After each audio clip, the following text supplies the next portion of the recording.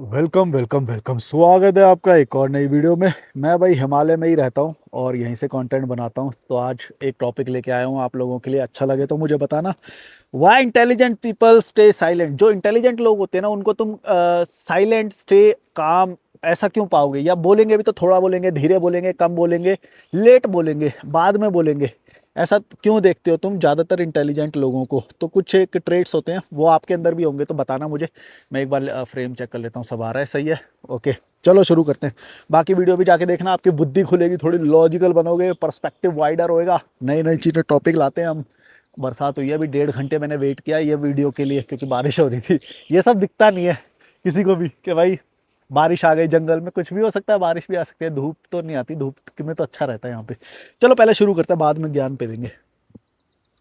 तो intelligent people का क्या होता है ना, ये दे एनालाइज बिफोर स्पीकिंग। ये लोग ना एनालाइज बहुत ज़्यादा करते हैं, ऐसे ही कुछ भी नहीं बोल देते जल्दी से। इसीलिए तुम पाओगे कि ये लोग ना कम बोलेंगे, धीरे बोलेंगे, लेट बोलेंगे।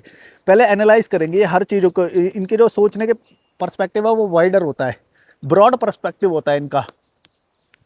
तो इसीलिए ये थोड़ा टाइम लेते हैं बोलने के लिए, और ज़्यादातर इनको तुम साइलेंट पाओगे इंटेलिजेंट लोगों को। वहीं तुम एवरेज और जड़ बुद्धि के लोगों को पाओगे कि ये ज़्यादा अपना ओपिनियन जल्दी जल्दी बोलते हैं, बहुत जल्दी जल्दी बोलेंगे।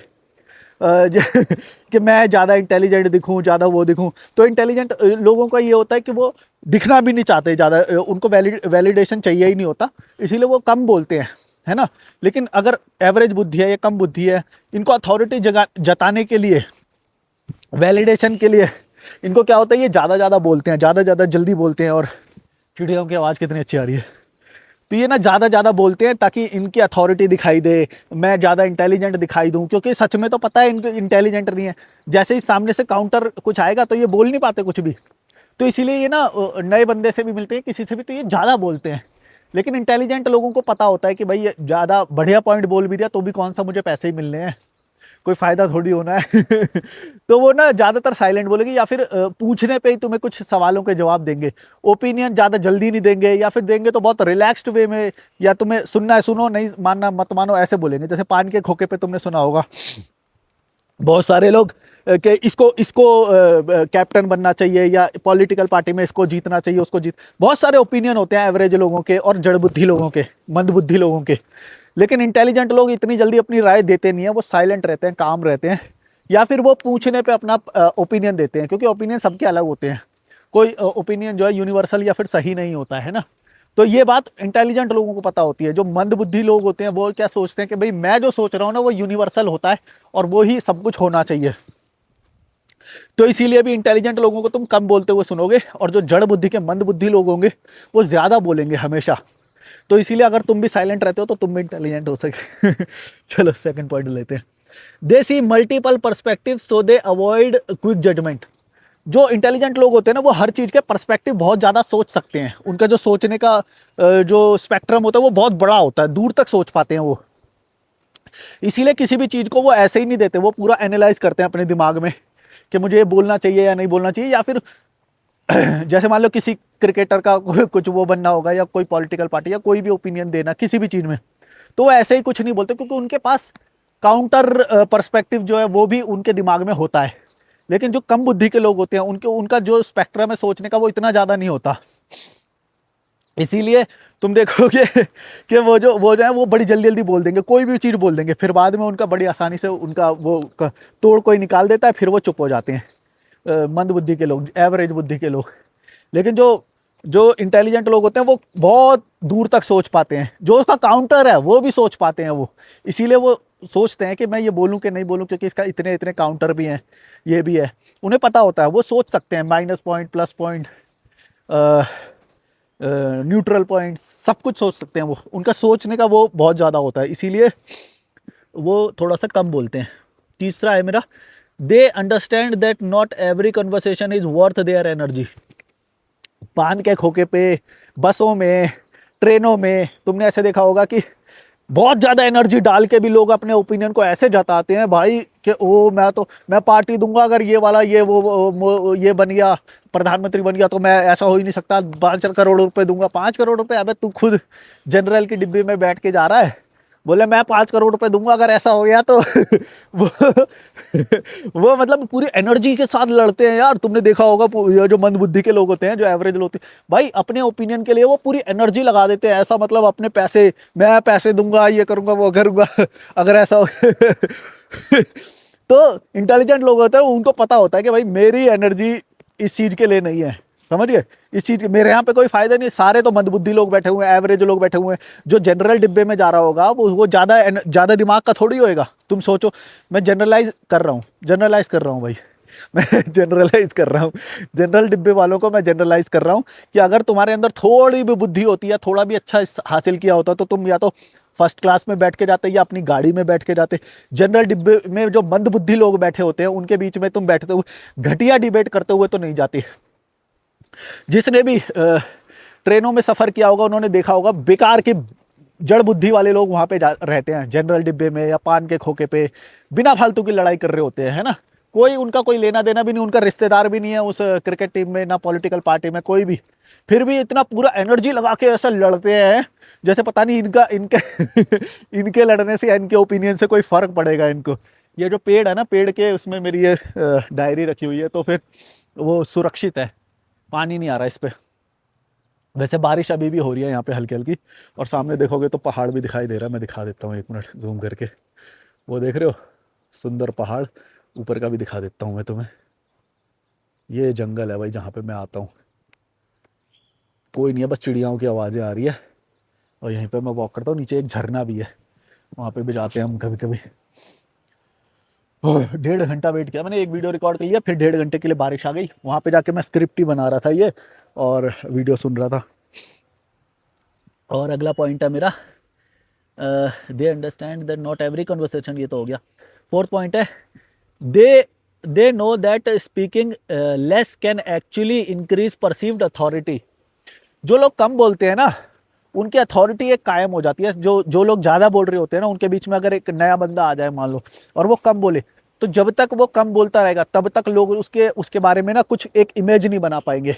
और वो सब लोग सोचेंगे कि शायद मैं इसको अपनी तरफ कर लूँ, अपनी तरफ कर लूँ। मान लो 4 लोग हैं जो ए पार्टी, बी पार्टी, सी पार्टी और डी पार्टी, चारों को अलग अलग पार्टियों को सपोर्ट करते हैं।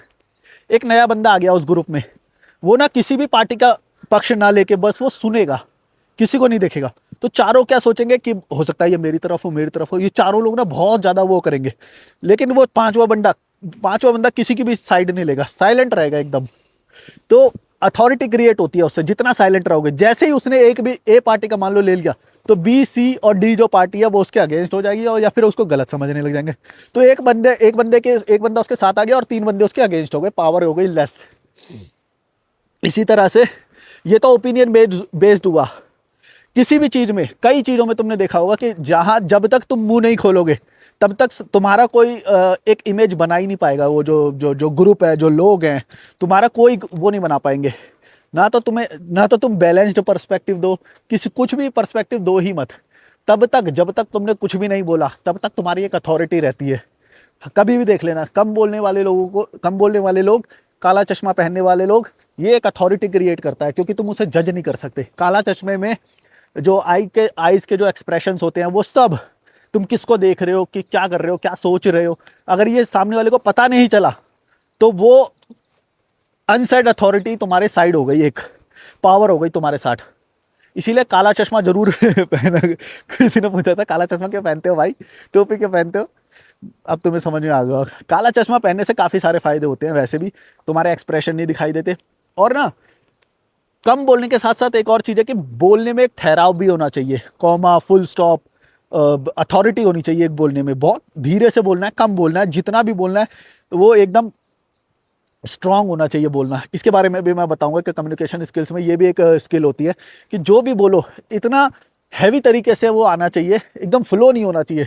जैसे ये तो मैं कंटेंट बना रहा हूँ, वरना मेरा बोलने का तरीका ऐसा नहीं है। ये तो क्या एंटरटेनमेंट के लिए होता है। ये जो बोलने का ये मेरा तरीका है ना, ये मैंने सीखा है कि मेरा फ्लो नहीं रुकना चाहिए।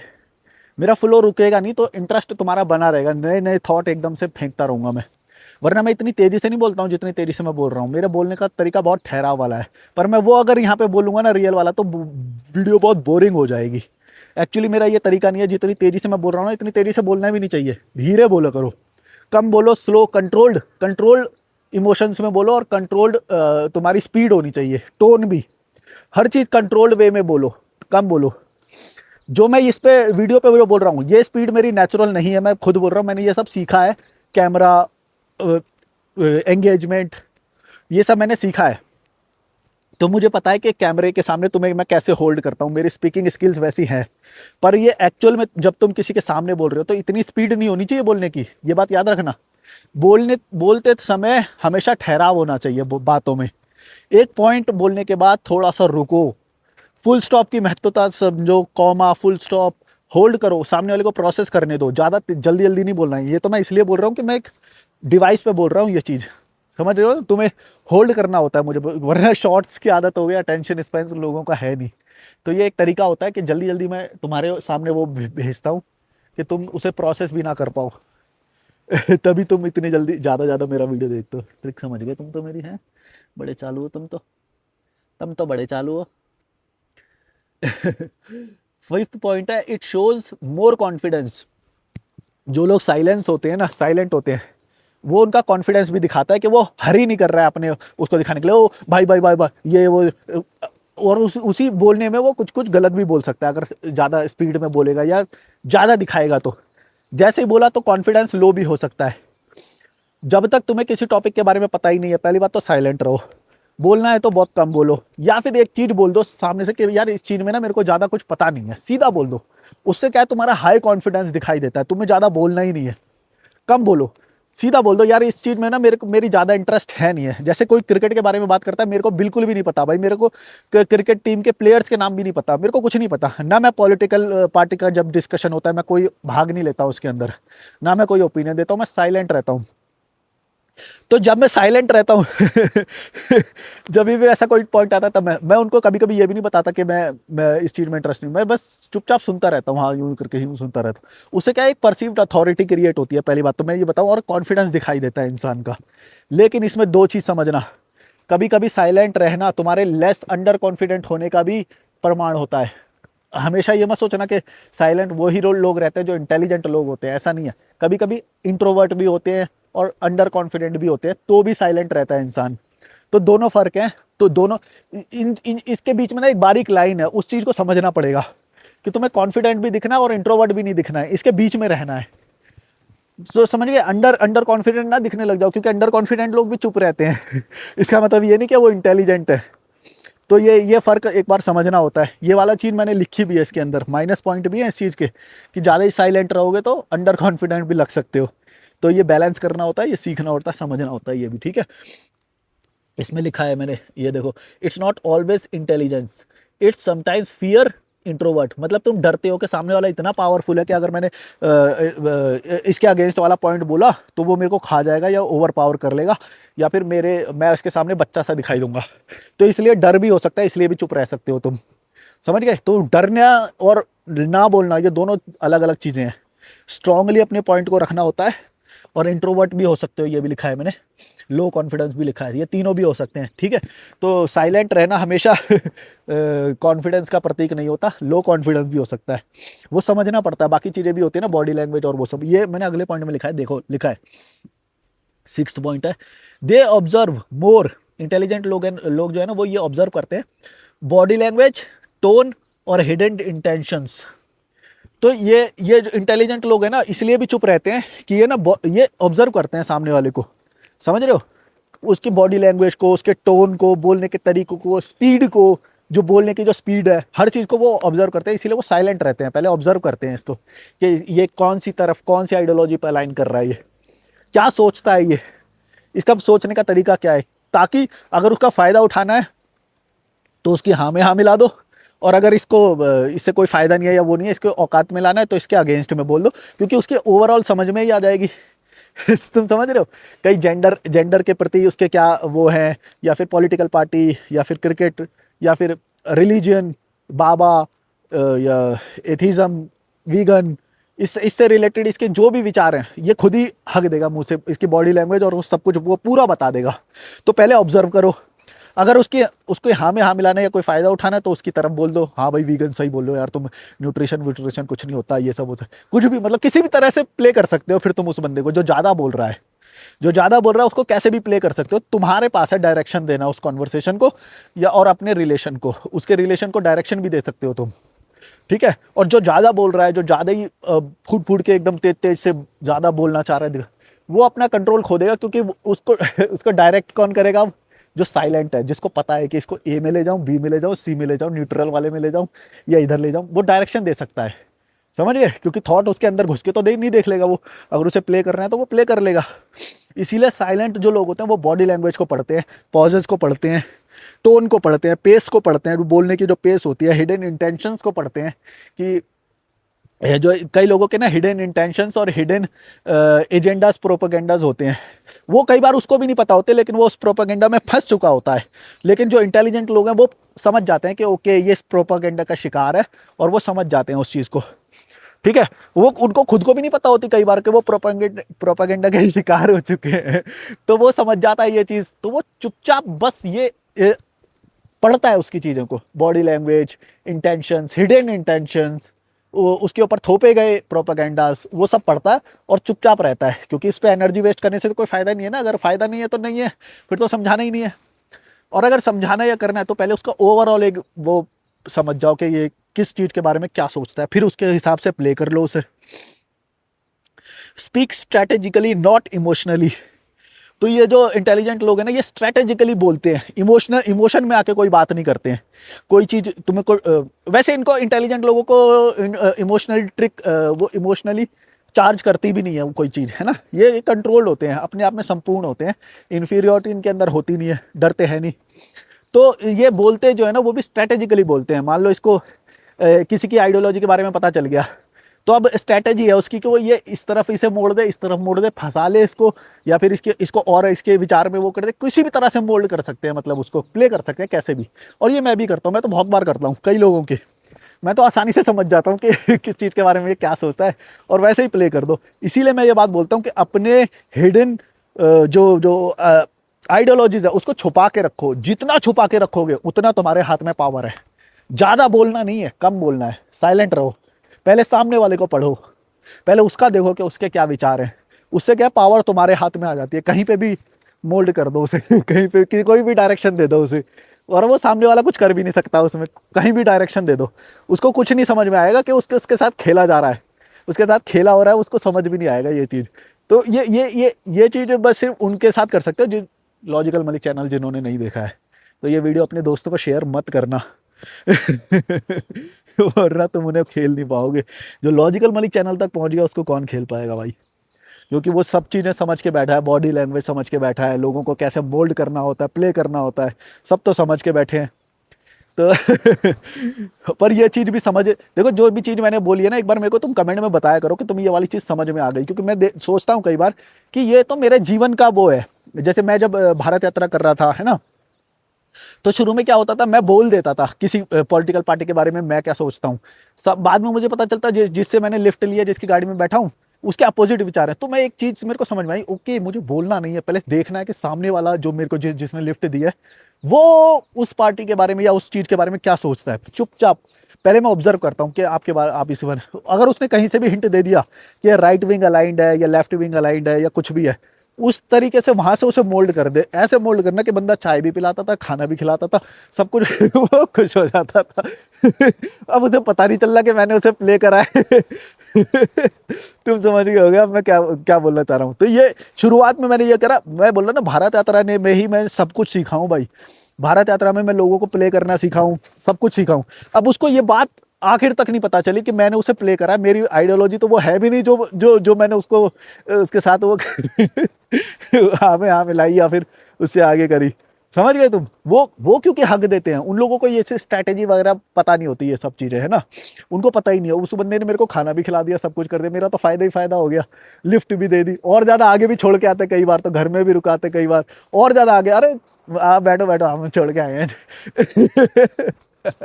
हंसी आ रही है मेरे को, तुम जैसे लोगों पे मुझे हंसी आती है। कोई भी प्ले कर दे तुम्हें, खुली किताब हो ना, खुली किताब मत बनना कभी भी। खुले किताब, अपने विचारों को एकदम से एक्सप्रेस मत करो, क्लोज्ड रखो इमोशंस को, अपने विचारों को, ओपिनियंस को दबा के रखो। ऐसे ही मत खुल जाया करो सामने जाके, सीधा किसी के भी सामने खुल जा रहे हो, अनजान लोगों के सामने वो भी। और वो बंदा वो अगर प्लेयर हुआ मेरे जैसा, भाई खा जाएगा तुम्हें पूरा, और तुम्हें पता भी ना चलेगा। चलो यही थी स्क्रिप्ट। तो बाकी आसपास का नज़ारा दिखा देता हूँ मैं, बढ़िया जगह है, चिड़ियाओं की आवाज़ आ रही है, हल्की हल्की बारिश हुई है तो देखो वो भी दिखाई दे रहा होगा, थोड़ा पानी वानी गीली मिट्टी दिखाई दे रही होगी, चलने लायक है, इतनी गीली नहीं है। Like share subscribe, bye bye. लोगों को भाई फ़ायदा उठाओ, और ऐसे लोगों का तो ज़्यादा फायदा उठाओ जो ज़्यादा ही तुर्रम खा समझता है। मेरा ओपिनियन ऐसे खुले नाच रहे होते हैं, पता नहीं क्या, मेरा ओपिनियन। पहाड़ में जाओ यार, पेड़ों में आओ यार, जंगलों में आओ, घूमने आओ। लाइक शेयर सब्सक्राइब, कॉल भी बुक करो, डिस्क्रिप्शन में ईमेल और इंस्टाग्राम है। Bye bye.